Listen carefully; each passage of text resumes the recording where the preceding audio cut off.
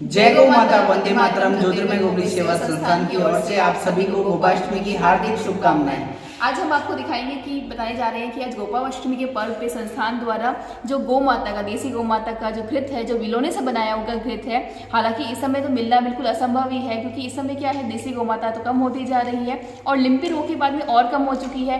तो ऐसे में गौ माता का घी का संरक्षण करके हम लोग आज के समय में लगभग, आज जैसे आप देख पा रहे हैं वन्नी, इसमें लगभग हम लोग 40 लीटर तक का घी हमने इसमें रखा है, संरक्षण करने जा रहे हैं आज गोपाष्टमी के पर्व पे। जो ये बाद में लगभग 10 साल बाद में, 100 साल बाद में जितना पुराना घी होता है ना, उतना ही वो औषधि के रूप में काम आता है। आपको अगर नहीं पता हो तो हम आपको छोटी सी जानकारी दे देते हैं कि लगभग 3 महीने तक का जो घी होता है ना, वो भी आप नॉर्मली खा सकते हैं, लेकिन 3 महीने का जो बाद जो पुराना घी हो जाता है ना, वो औषधि के रूप में काम आता है।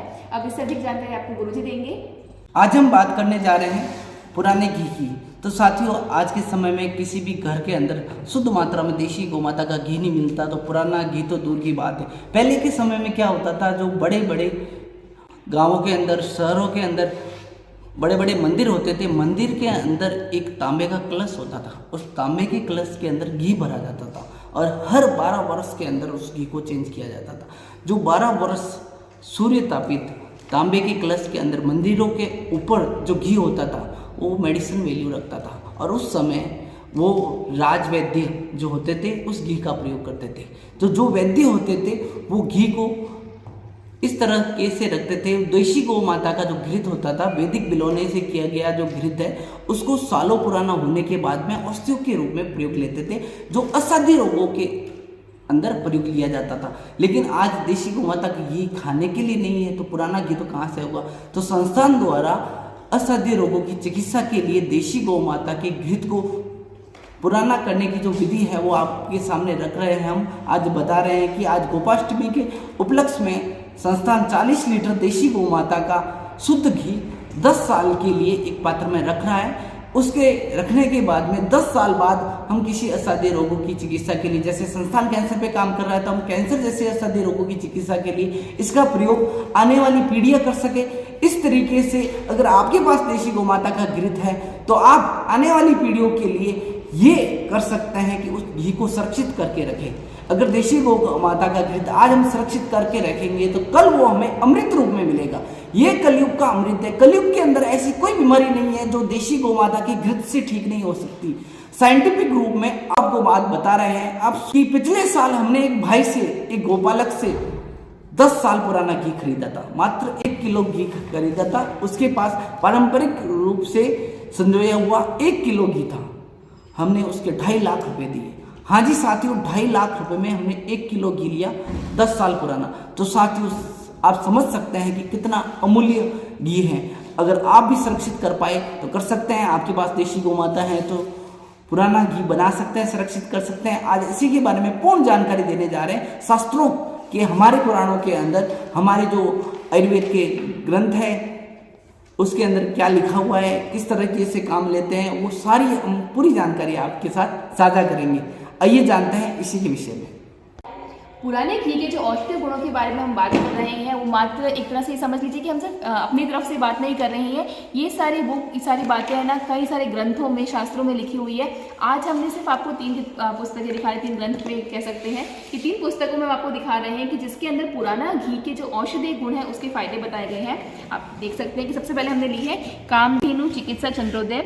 इस पुस्तक में आप ये बुक खुद भी मंगवा सकते हैं, आप चेक कर सकते हैं। इसके बाद में इसका पेज नंबर 121 पे इसके बाद में फायदे लिखे गए हैं। ये आप देख सकते हैं कि पुराना घी जो होता है वो सारक, खट्टा, लघु, तीखा, उष्णवर्णीय, वर्ण कारक, छेदक, सुनने की शक्ति बढ़ाने वाला, अग्निदीपक, घ्राण संशोधक, व्रण का सुखाने वाला, गुल्म, योनि रोग, मस्तक रोग, नेत्र रोग, कर्ण रोग, सृजन, अपस्मार, मद, मूर्छा, ज्वर, काश, श्वास संग्रहणी, अर्श, श्लेषम, कोढ़, उन्माद, कृमि, विष, अलक्ष्मी और त्रिदोष का नाश करता है। यह वस्तीकर्म व नस्य में प्रशस्त है। 10 वर्ष का पुराना घी जीर्ण, 100 से 110 वर्ष का कौंफ और 110 वर्ष के ऊपर का महाघृत कहलाता है। यह जितना भी पुराना होता जाता है उतना ही इसका गुण अधिक बढ़ता जाता है। एक पुस्तक का हमने आपको बताया है। इसके बाद हम दूसरी की पुस्तक लेंगे, नाम है चरक संहिता। चरक संहिता का हमने भाग 2 लिया है। चरक संहिता का भाग 2। अब देखिए इसके अंदर भी बताया गया है कि पुराने घी का प्रयोग चिकित्सक को करना चाहिए, विशेष रूप से उन्माद रोग को पुराने घी का पान कराए। ये त्रिदोष नाशक होता है। कई सारी इसके अंदर औषधीय गुण बताई गई है, जैसे किसी प्रकार का मानसिक रोग असाध्य नहीं होता अगर हम लोग पुराना घी लेते हैं तो। साल भर के बाद से 10 वर्ष तक का पुराना घी जो होता है वो पुराण घृत की श्रेणी में आता है। 10 वर्ष से लेकर 100 वर्ष तक के पुराने घी को प्रपुराण घृत कहा जाता है। इन घृत है, लेकिन कई सारी औषधीय गुण यहाँ पे बताए गए हैं। ये आप ज़रूर देखिएगा और आप इस पर पढ़ सकते हैं और जानकारी ले सकते हैं। इस पुस्तक के बाद में एक और हमने पुस्तक ली है जिसका नाम है अष्टांग हृदयम। ये देखिए इस पुस्तक को हमने लिया है। इसके अंदर पेज नंबर 73 पेज नंबर पे इसमें भी आप देख सकते हैं कि पुराने घी को महाघृत कहा जाता है जो 100 साल से पुराना है। यह घी केवल औषधि उपयोगी रह जाता है। घी जितना पुराना होगा उसका वर्ण मोम्य हो जाता है, जितना उसी में ना औषधि गुण बढ़ते जाते हैं। कई तरह के रोगों में काम आता है, जैसे श्वास रोग हो गया, पसलियों में हो गया।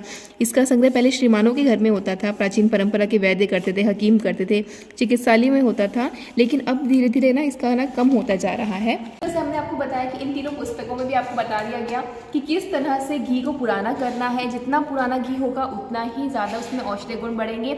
अब जो हमारे संस्थान में ये लगभग 40 लीटर का जो घी संरक्षित करने के लिए हम तैयारी कर रहे हैं, हम आपको आगे वीडियो के अंत तक आप ज़रूर देखिएगा। इसमें हम बताएंगे कि इस घी को हम संरक्षित कैसे करना है, कैसे मंत्रोच्चारण से इसका प्रभाव को और बढ़ाया जाता है। तो उसके लिए आप ये वीडियो को अंत तक ज़रूर देखिएगा।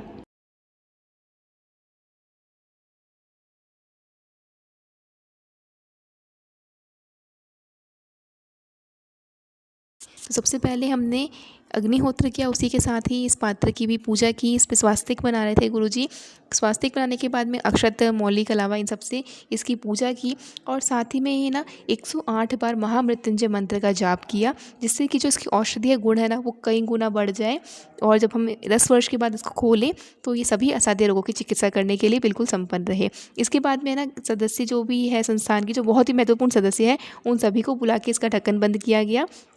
अब इसमें विशेष ध्यान ये रखना होता है कि इसको एयर टाइट करना है, सील पैक करना है। तो उसके लिए मुल्तानी मिट्टी का प्रयोग किया। मुल्तानी मिट्टी के साथ में हल्दी डाली, जैविक हल्दी, और जो कॉटन का मलमल का कपड़ा आप कुछ भी ले सकते हैं, उसको इसके अंदर डिप करके फिर इसको हम ऐसे सील पैक कर देंगे। और जो